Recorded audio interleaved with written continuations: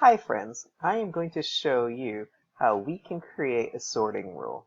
Now remember, after we've been able to identify the properties of the object, just like in science, and we know the color of an object, if it's hard or soft, rough or smooth, big or small, then we can use what we know about our objects to determine our sorting rule. So,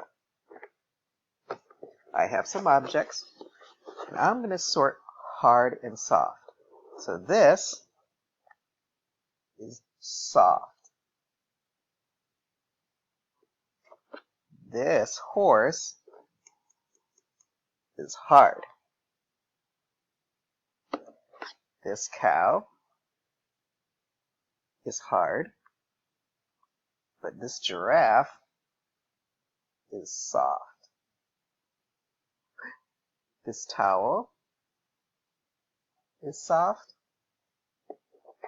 But this sheep is hard. And this bow is soft. And I created a sorting rule. Are you ready to try it? Good luck.